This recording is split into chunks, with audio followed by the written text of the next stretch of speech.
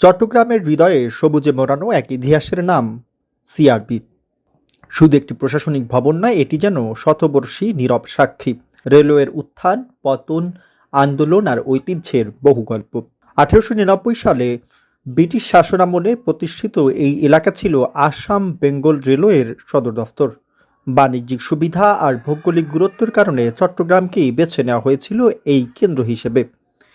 এই লাল ইটের ভবনটি ছিল পূর্বাঞ্চলীয় রেলওয়ের প্রশাসনিক কেন্দ্র। এখান থেকেই নিয়ন্ত্রিত হতো রেলওয়ের চলাচল, কর্মচারী ব্যবস্থাপনা, এমনকি নেওয়া হতো গুরুত্বপূর্ণ সিদ্ধান্ত। সময়ের স্রোতে সিআরবি হয়ে ওঠে কর্মসংস্থানের এক বিশাল কেন্দ্র, যেখানে কাজ করতেন প্রায় 50,000 মানুষ। এখানে আসলে বোঝা যায় যে এত সুন্দর পরিবেশ চট্টগ্রাম শহরের মধ্যে, এখানে অক্সিজেনটা পাওয়া যায়। সিআরবি তো হচ্ছে এখানে একটা আড্ডার একটা পরিবেশও ভালো। ফ্যামিলি নিয়ে এসে বসে আড্ডা দেওয়া যায়, ফ্যামিলি টাইম এক্সপেন্ড করা যায় আর কি। গরমের জন্য কিন্তু অনেক ভালো, এখানে অনেক বাতাস আছে। বাতাস বাদে এখানে অনেক ছায়া আছে, যার কারণে মানুষ আসে বসে। 1994 সালে ভবন সংলগ্ন এলাকায় গড়ে তোলা হয় রেলওয়ে বক্ষব্যাধি হাসপাতাল। রেলকর্মীদের জন্য হলেও সময়ের ব্যবধানে এটি হয়ে ওঠে সাধারণ মানুষের ভরসার স্থল। তবে সাম্প্রতিক বছরগুলোতে এখানেই গড়ে তোলার পরিকল্পনা নেওয়া হয়েছে 500 শয্যার একটি নতুন হাসপাতাল ও মেডিকেল কলেজ। উদ্দেশ্য আধুনিক চিকিৎসা সুবিধা বাড়ানো।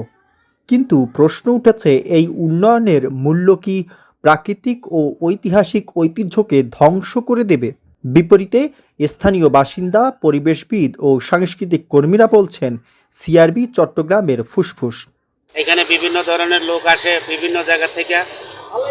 এখানে আসলে একটা বাতাস পাওয়া যায়, একটা পরিবেশ ভালো আছে। আপনার গরমের সময় অনেক লোক গরমে থাকতে পারে না, তাই এখানে চলে আসে, ঘোরাফেরা করে। মেয়েরা আসে, ছেলেরা আসে, বিভিন্ন জায়গা থেকে লোকজন আসে।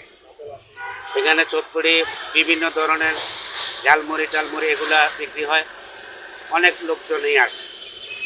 এখানে শতবর্ষী গাছের ছায়ায় গড়ে উঠেছে একটি জীবন্ত ঐতিহ্য, যেখানে মানুষ শুধু হাঁটতে আসে না, এটি তাদের স্মৃতি, সংস্কৃতি, শান্তি। প্রতিবাদীরা বিকল্প জায়গায় হাসপাতাল নির্মাণের দাবি তুলেছেন। তারা মনে করেন, উন্নয়ন হোক, কিন্তু তা যেন ঐতিহ্যকে ধ্বংস করে না হয়। সিআরবি এখন শুধু ইতিহাস নয়, একটি প্রশ্নচিহ্ন। উন্নয়ন না ঐতিহ্য, সবুজ না কংক্রিট, আমাদের সিদ্ধান্ত। আর যাই হোক, তার প্রভাব ভবিষ্যৎ প্রজন্ম বহন করবে। লাল সবুজ প্রকাশ, নিউজ ডেস্ক।